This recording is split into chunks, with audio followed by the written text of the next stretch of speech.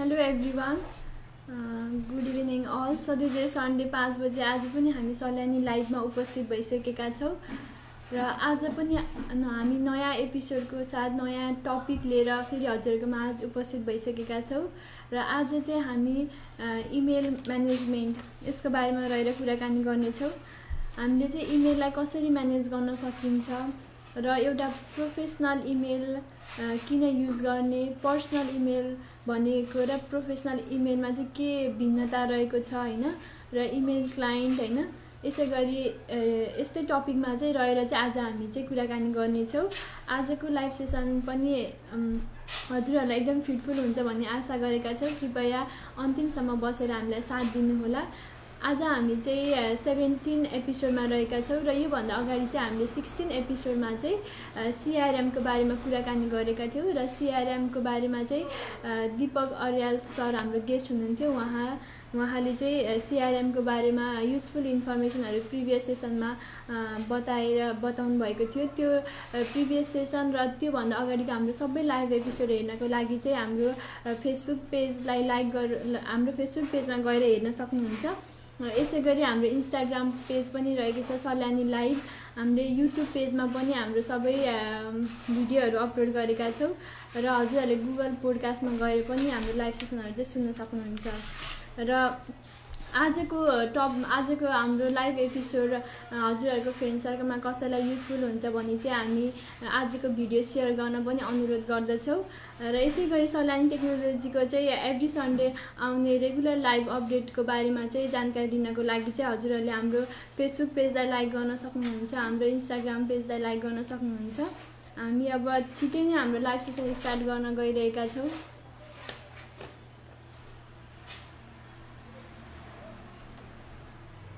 र आजको हाम्रो टपिकमा चाहिँ यदि कसैलाई क्वेसन छ भने चाहिँ हाम्रो कमेन्ट बक्समा गएर सोध्न अनुरोध गर्दछौँ र हामी सबै क्वेसनहरूको चाहिँ एन्सर पक्कै दिनेछौँ।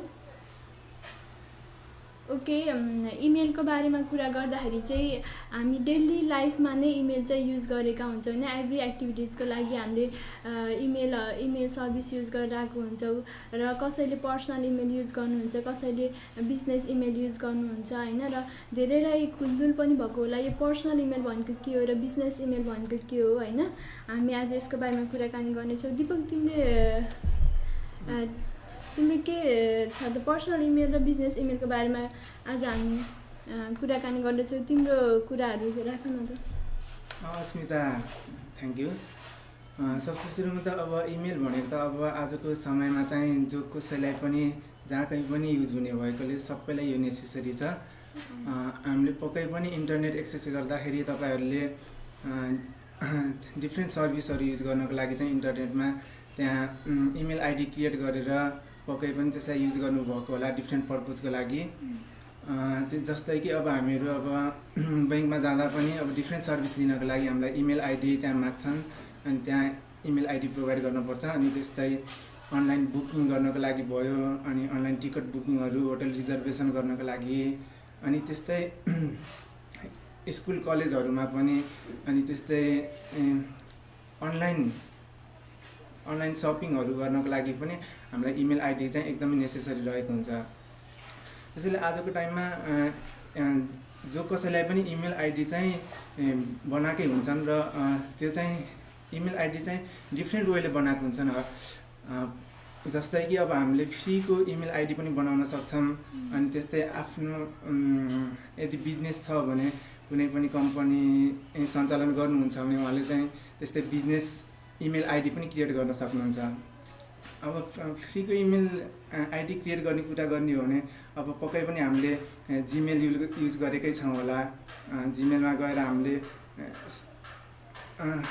इमेल आइडी क्रिएट गर्दाखेरि चाहिँ हामीले त्यसमा चाहिँ फ्रीमा नै इमेल आइडी क्रिएट गर्न सक्छौँ र त्यस्तै इमेललाई चाहिँ फ्रीमा युज गर्न सक्छौँ। त्यस्तै हटमेल भयो अनि याहू, यिनीहरूले चाहिँ हामीलाई फ्रीमा इमेल आइडी र इमेल सर्भिसहरू प्रोभाइड गरिरहेको हुन्छ जसलाई चाहिँ हामीले फ्रीमा नै युज गर्न सक्छौँ।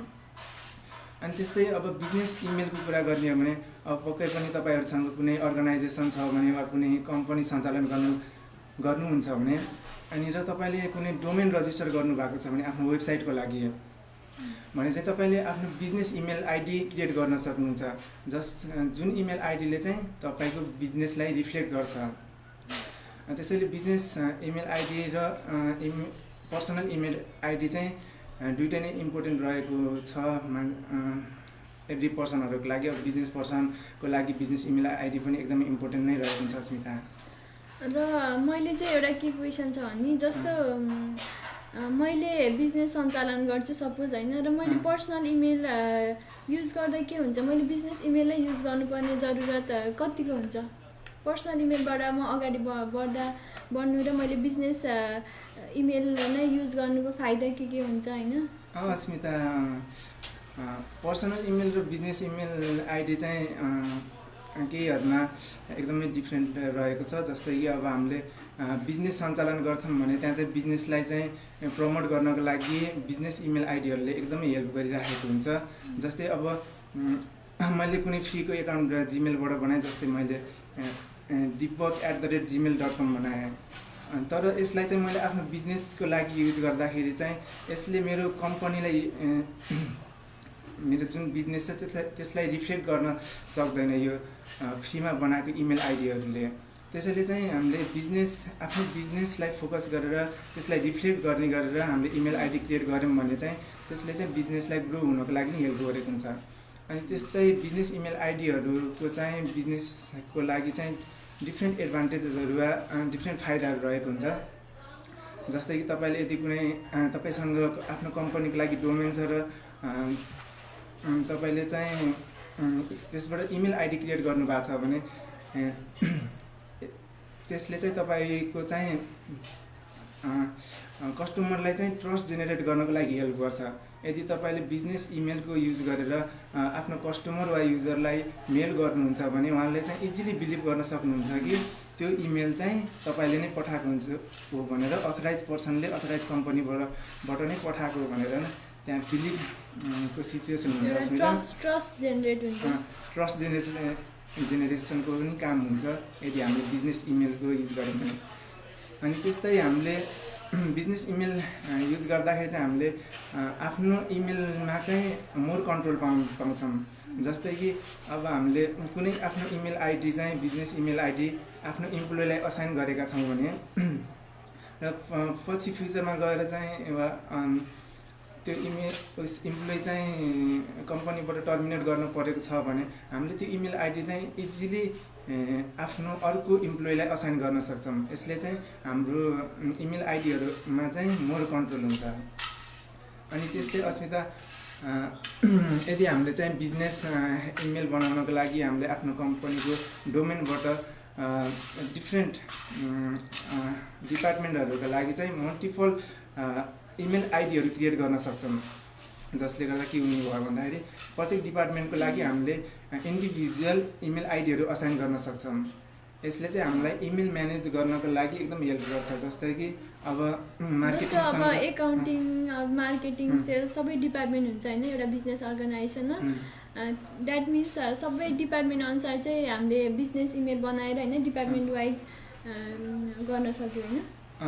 यस्तो गर्दाखेरि चाहिँ हाम्रो अब डिपार्टमेन्टसँग रिलेटेड कुनै पनि डिपार्टमेन्टसँग रिलेटेड इमेलहरू चाहिँ त्यही डिपार्टमेन्टसँग रिलेटेड इमेल आइडीहरूमा चाहिँ स्टोर हुने भयो, जसले गर्दा चाहिँ हामीलाई इमेल म्यानेज गर्न चाहिँ एकदमै हेल्प पुग्छ। र यसरी चाहिँ हामीले यदि बिजनेस इमेलको युज गर्ने हो भने चाहिँ हामीले मल्टिपल इमेल आइडीहरू क्रिएट गरेर अनि डिपार्टमेन्टहरूलाई डिफ्रेन्ट डिपार्टमेन्टहरूलाई इजिली असाइन गर्न सक्छौँ। अस्मिता, भनेपछि बिजनेस इमेल युज गर्नुको त धेरै फाइदाहरू रहेछन् होइन। अनि यसै गरी यसले मार्केटिङ वाइज चाहिँ यसले कसरी हेल्प गर्छ बिजनेस इमेल युज गर्दाखेरि? अस्मिता, अब हामीले पक्कै पनि अब तपाईँको कुनै अर्गनाइजेसन कम्पनी छ र तपाईँले चाहिँ त्यसको डोमेनबाट चाहिँ आफ्नो इमेल आइडी बनाउनु भएको छ भने यसले तपाईँको इन्डाइरेक्टली मार्केटिङ पनि भइरहेको हुन्छ। जस्तै कि अब हामीले पनि अब सल्यानीमा रहेर आफ्नो कस्टमरहरूलाई चाहिँ मेल गर्दाखेरि हामीले जस्तै कि अब मैले software@salyani.com युज गर्छु। अब मैले आफ्नो कस्टमर वा युजरहरूलाई मेल गर्दाखेरि software@salyani.com बाट मेल गर्दाखेरि चाहिँ उहाँहरूले चाहिँ अलिकति क्युरियस हुनुहुन्छ, ओहो कहाँबाट मेल आयो अनि सल्यानी.com भनेको के रहेछ भनेर उहाँ अलिकति के भए पनि क्युरियस हुनुहुन्छ र वेबसाइट भिजिट गर्ने चान्स चाहिँ अलिकति बढ्न जान्छ अस्मिता, जसले गर्दा चाहिँ इन्डिभिजुअल्ली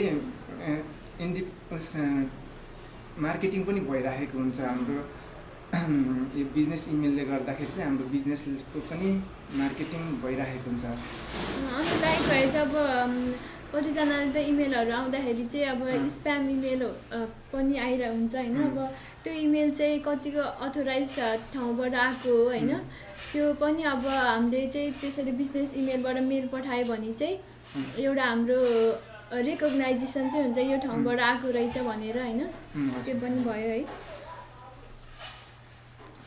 ओके,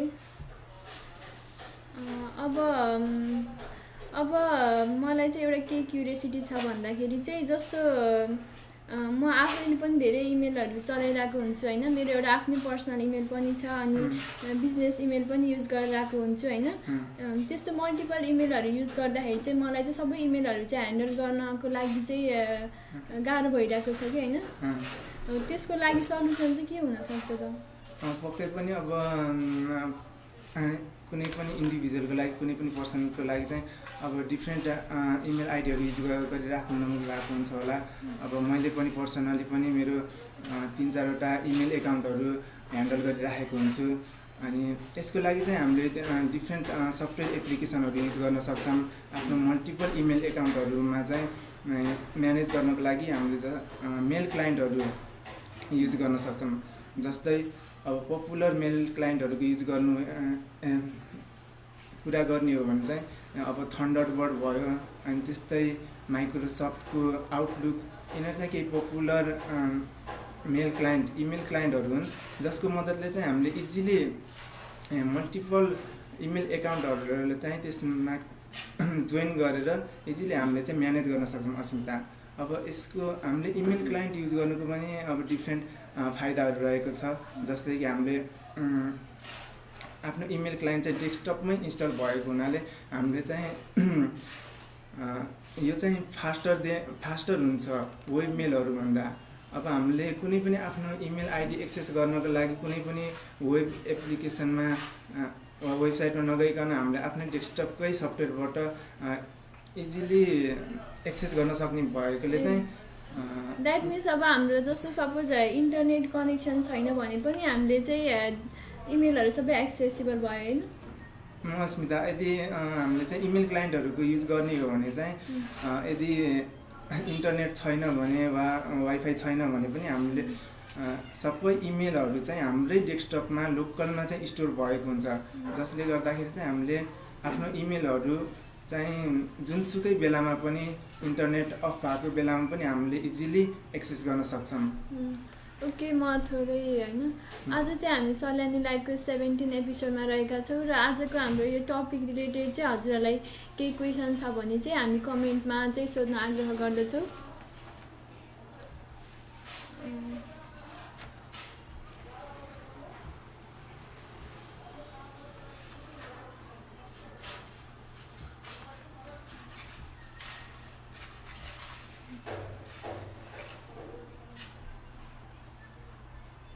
अस्मिता, इमेल क्लाइन्टको बारेमा पक्कै पनि तपाईँले बुझ्नु भएको होला होइन। तपाईँले पनि पर्सनली चाहिँ कुन इमेल क्लाइन्ट युज गर्नुहुन्छ कि यत्तिकै वेब सर्भरबाट नै युज गर्नुहुन्छ, के गर्नुहुन्छ मल्टिपल इमेलहरूलाई चाहिँ ह्यान्डल गर्नको लागि? मैले चाहिँ अहिले आउटलुक युज गरिरहेको छु होइन, अनि त्यसपछि एकदम इजी भइरहेको छ जे होस् इमेलहरू सबै ह्यान्डल गर्नको लागि चाहिँ मैले त्यसैबाट गरिरहेको छु र मलाई पर्सनली पनि आउटलुक चाहिँ मलाई एकदम आफ्नो मेलहरू म्यानेज गर्नको लागि एकदम इजी भइरहेको छ। ओके, केही कमेन्ट आछ भने म यहाँ हेर्दैछु। ओके, आज हामी चाहिँ अब लाइभ एपिसोडको अन्तिमतिर आइसकेका छौँ होइन। हामी अर्को हप्ता पनि नयाँ टपिक लिएर पक्कै उपस्थित हुने नै छौँ र हाम्रो आजको लाइभ सेसन यदि मन पर्यो भने चाहिँ हामी सेयर गर्न पनि अनुरोध गर्दछौँ र हाम्रो सल्यानी लाइभको रेगुलर अपडेट पाउनको लागि चाहिँ हाम्रो फेसबुक पेज, हाम्रो इन्स्टाग्राम पेजलाई लाइक गर्न सक्नुहुन्छ। र आजको लाइभ सेसन चाहिँ यति नै गर्दै नेक्स्ट एपिसोडमा भेट्ने हामी बाचा राख्दै हामी छुट्टिन्छौँ। हस् त, थ्याङ्क यू। Thank you.